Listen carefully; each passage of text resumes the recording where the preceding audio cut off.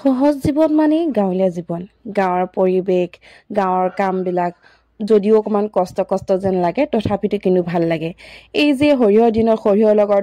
ধানৰ দিনত ধানৰ লগত কালি সৰিয়হৰ পৰা আজৰি হলোগৈ যেনে তেনে তথাপিতো অকণমান মৰণা আছিলে সেইকণ আমি মাৰি ললোগৈ এই আহিলো যদি তিনিভাগৰে ভাগে পাম তথাপিতো অকণমান লাগি দিলোঁ কাৰণ কষ্ট চবৰে হৈছে আৰু যদি আমি হাতে কামে লাগে তেতিয়া সোনকালে ওলাব এই সকলোৱে নিজৰ নিজৰ কামত অকমান ব্যস্ত হৈ আছে মই তেনেতে ভাবিলো মোবাইলটো আছে যেতিয়া অকমান উঠাই লওঁ আকৌ ভিডিঅ'ৰ তাকে মই উঠাই ললো তাতে দেখিছেই নহয় চালিছো হা বা ইয়াক কয় বা দিয়া মানে বতাহত যিবিলাক ঘুগলা হয় লেতেৰাবোৰ আঁতৰি যায় আৰু সৰিয়হ চাইডে হৈ যায় এইফালে আকৌ দাদা আৰু বৌজনে বৰ চালনী মাৰিছে বৰ চালনীত যিখিনি জাবৰ থাকে সেই জাবৰখিনি পেলোৱা হয় সৰিয়হখিনি তললৈ যায় জাবৰখিনি ওপৰতে থাকে এই বৰ চালনী মাৰিলে যে বৰ কষ্ট হয় জানেনে আপোনালোকে মাৰি পাইছেনে যদি মাৰি পাইছে কমেণ্টত জনাব কাৰণ এই ডাঙৰ চালনীখন মাৰিলে হাতৰ বাউসীৰ লগতে বুকুৰখনো বৰ বিষ হয় গৈ